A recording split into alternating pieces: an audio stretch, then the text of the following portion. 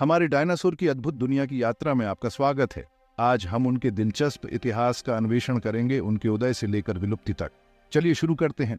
Dinosaur सबसे पहले Triassic युग में लगभग 230 मिलियन वर्ष पहले प्रकट हुए। वे पहले के रेप्टाइल्स, जिन्हें आर्कोसौर कहा जाता है, से विकसित हुए। उस समय पृथ्वी एक अलग जगह थी, गर्म और कम भूभागों के साथ।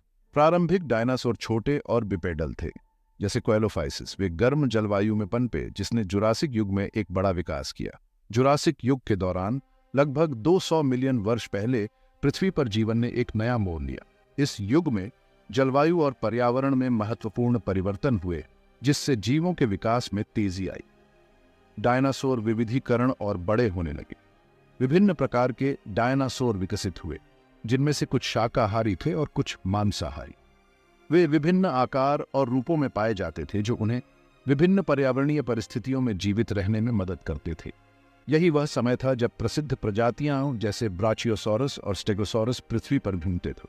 ब्राचियोसॉरस अपनी लंबी गर्दन और विशाल शरीर के लिए जाना जाता था, जबकि स्टेगोसॉरस अपनी पीठ पर प्लेटों और पूंछ पर स्पाइक्स के लिए प्रसिद्ध था।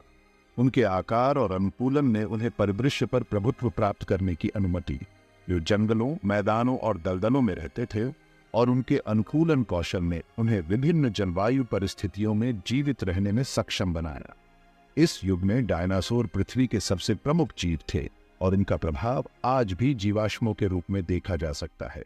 डायनासोर मुख्यतः दो समूहों में विभाजित हुए। सॉरिशिया, जिसमें थेरोपोड्स शामिल थे जैसे टीम रेक्स एंड ओनर्निथिशिया, जिसमें कई शाकाहारी जैसे ट्राइसेराटॉप्स शामिल थे। इस विविधता ने विभिन्न भोजन रणनीतियों और आवासों का निर्माण किया। क्रेटेशियस युग में लगभग 145 मिलियन वर्ष पहले डायनासोर ने फलना फूलना जारी रखा।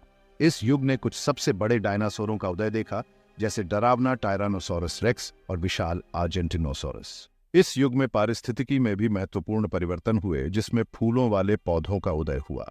डायनासोर ने इन नए खाद्य स्रोतों के लिए अनुकूलित किया, जिससे और अधिक विविधीकरण हुआ। हालांकि लगभग 66 मिलियन वर्ष पहले एक कैटास्ट्रॉफिक घटना ने सब कुछ बदल दिया। यह घटना इतनी शक्तिशाली थी कि इसने पृथ्वी के पूरे पारिस्थितिकी तंत्र को हिलाकर रख दिया। एक विशाल उल्का पृथ्वी पर टकराया, जो लगभग 10 किलोमीटर चौड़ा था। इस टकराव ने इतनी ऊर्जा उत्पन्न की कि यह लाखों परमाणु बमों के विस्फोट के बराबर था, जिससे क्रिटेशियस पैलियोजीन विलुप्ति घटना हुई। इसने व्यापक तबाही मचाई, जिससे न केवल तत्काल प्रभाव पड़ा, बल्कि इसके दीर्घकालिक परिणाम भी हुए। लगभग 75% प्रजातियों को समाप्त कर दिया, जिसमें समुद्री जीव, पौधे और स्थलीय जानवर शामिल थे। इस घटना ने पृथ्वी के इतिहास में एक नया अध्याय लिखा, जिसमें अधिकांश डायनासोर भी शामिल थे। डायनासोर, जो उस समय के प्रमुख प्राणी थे, अचानक विलुप्त हो गए। इस घटना ने स्तनधारियों के विकास के लिए रास्ता खोला, जिससे अंततः मानव सभ्यता का उदय हुआ। इस घटना के बाद स्तनधारियों को फलने फूलने का अवसर मिला, और अंततः वे विविध प्रजातियों में विकसित हुए, जिन्हें हम आज देखते हैं।